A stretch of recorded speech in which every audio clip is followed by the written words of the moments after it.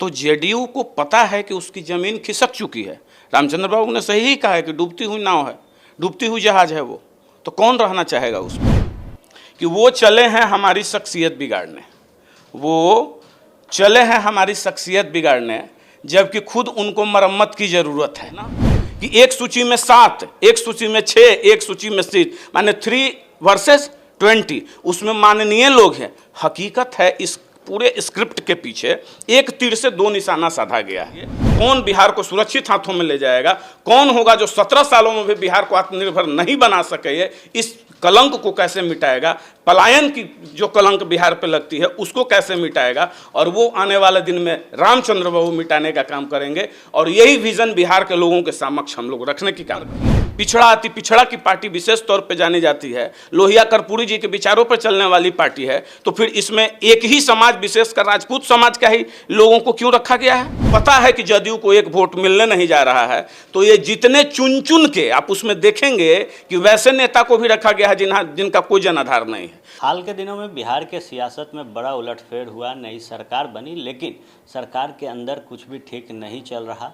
Janata Dal United लगातार pressure का सामना कर रही है। एक तरफ जहां राजद के कई जो नेता हैं उनके बयान उनको टेंशन दे रहे हैं, तो दूसरी तरफ हाल के समय में जो आरसीपी सिंह जनता दल यूनाइटेड से बाहर हुए, वो भी कहीं ना कहीं नीतीश कुमार के लिए नासूर बने हुए हैं।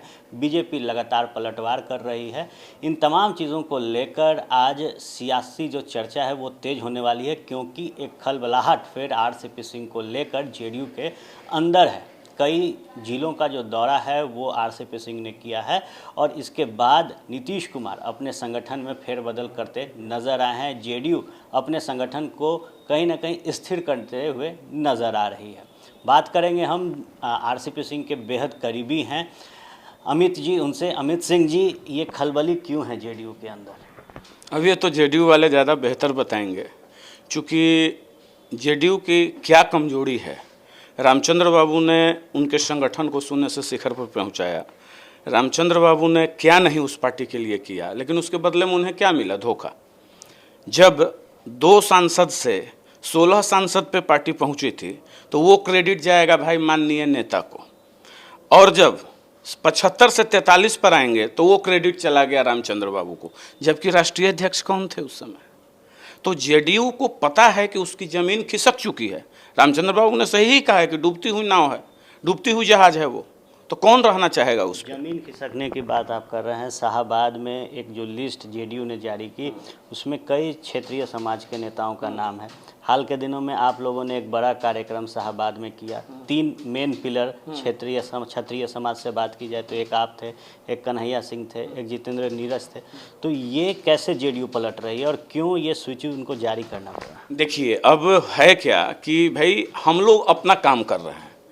शाहाबाद में जो कार्यक्रम कन्हैया सिंह जी के नेतृत्व में हुआ, वो पूरा बिहार देखा, पूरी मजबूती के साथ हुआ। और शाहाबाद में जदयू का जनाधार है कहाँ? जदयू का जनाधार है कहाँ? और सबसे बड़ी बात है कि वो राजपूत डोमिनेटेड इलाका है। ऐसे मैं किसी खास जाति वर्ग की बात नहीं कर रहा हूँ, क्योंकि सभी जातियों का आरसीपी सर के साथ एक लगाव है, लेकिन जितने बड़े पैमाने पर राजपूत जुड़ रहे हैं ना आज के डेट में, पहले ब्रह्मंशी समाज के लोग ऑलरेडी जदयू से नाराज थे, वो बीजेपी से भी नाराज थे, वो जदयू से तो नाराज हैं ही, उनके पास तो कभी नहीं जाते हैं। राजपूत समाज के लोग आज की तिथि में 70 से 80% रामचंद्र बाबू की तरफ हो चले हैं, जिसका उदाहरण है कि आप शाहाबाद में देखें कि मतलब 12 से लेकर और कैमूर मोहनिया भभुआ तक जो कार्यक्रम हुआ, और ऐसा नहीं है कि सिर्फ राजपूत समाज के ही लोग, उसमें अल्पसंख्यक समाज, अति पिछड़ा समाज के लोग बड़े पैमाने पे जुड़े। 3 सूची तो ये 3 सूची जो जदयू जारी की है, तो एक बहुत ही सुंदर लाइन है जो हम आज ही देख रहे थे कि वो चले हैं हमारी शख्सियत बिगाड़ने, वो चले हैं हमारी शख्सियत बिगाड़ने, जबकि खुद उनको मरम्मत की ज़रूरत है, खुद ही ज़रूरत है। ये 3 लिस्ट जो जारी किया गया है वह इसी बात का द्योतक है कि उन्हें किस प्रकार से डर है। अरे इधर में कौन है? कन्हैया सिंह जी हैं, इधर में कौन है? जितेंद्र नीरज जी हैं, इधर में कौन है? अमित सिंह जी हैं इस समाज से। तो 3 के लिए 3 सूची, 3 के लिए 3 सूची। अब वो बताएंगे ना कि एक सूची में 7, एक सूची में 6, एक सूची में 7, माने 3 वर्सेस 20, उसमें माननीय लोग हैं। हकीकत है इस पूरे स्क्रिप्ट के पीछे एक तीर से 2 निशाना साधा गया है। एक पहला तीर यह है कि जितने इन सूचियों में जिनका जिनका नाम है उनका सीट अभी राजद के कब्जे में है, इधर आने वाले समय में उनका कोटा राजद के सीट राजद के खाते में जाने वाली है। और माननीय मुख्यमंत्री जी बड़ी साफ गोई से क्लीनिंग करते हैं, इनको थमा दिए, जन संवाद जनसंपर्क यात्रा निकाले। तो देखिए इसके 2 मायने हैं इस लिस्ट के। पहले कि जदयू जब समावेशी पार्टी कहती है अपने आप को कि सब धर्म सब जाति सब वर्ग की पिछड़ा अति पिछड़ा की पार्टी विशेष तौर पे जानी जाती है, लोहिया कर्पूरी जी के विचारों पर चलने वाली पार्टी है, तो फिर इसमें एक ही समाज विशेषकर राजपूत समाज का ही लोगों को क्यों रखा गया है?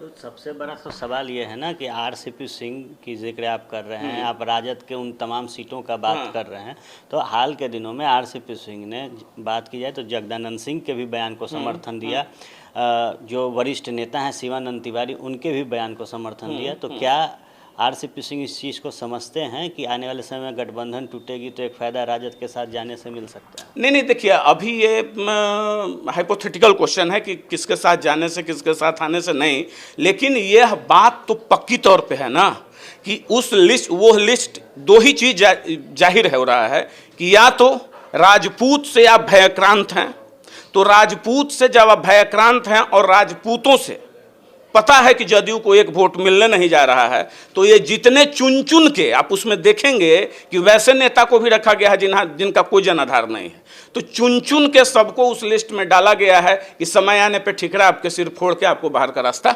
दिखा दिया जाएगा। एक सवाल ये भी है, जगदानंद सिंह बक्सर से आते हैं, उनके बेटे मंत्रिमंडल में हैं, उनका दोनों लोगों का बयान हाल के दिनों में आपने देखा, तो क्या लगता है नीतीश कुमार एक तरह से उधर भी प्रेशर पॉलिटिक्स कर रहे हैं? जैसे नीतीश कुमार प्रेशर पॉलिटिक्स क्या है भाई, देखिए आप स्पष्ट जानिए, इधर से उधर गए ही हैं। मैं कई बार कई चैनलों के माध्यम से बता चुका हूं कि इधर से उधर माननीय मुख्यमंत्री जी गए ही हैं कमिटमेंट करके, और राजद वाले भी इस बात को अच्छे से समझ रहे हैं कि भाई जो आपके नहीं होंगे वो हमारे कैसे हो सकते हैं।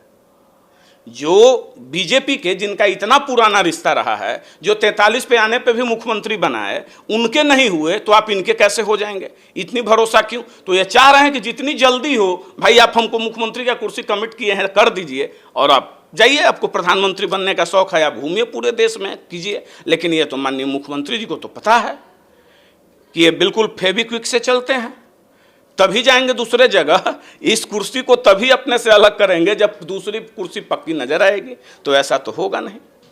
आरसीपी सिंह के आप बेहद करीबी हैं, अगला आप लोग का क्या कार्यक्रम होने जा रहा है? क्योंकि एक कार्यक्रम के बाद जेडीयू में बड़ा फेरबदल, बड़ा जो प्रेशर है वो दिखा, अगला क्या रणनीति? देखिए एक जो अब मूलतः जो फोकस है कि एक कार्यक्रम जो हम किए तो उनको यह नोटिस लिए कि भाई शाहाबाद रेंज में बहुत बड़े पैमाने पे गोलबंदी हुआ राजपूतों का, जबकि हकीकत है कि राजपूत समाज के साथ साथ पिछड़ा अति पिछड़ा दलित महादलित अल्पसंख्यक समाज की भी गोलबंदी हुई है।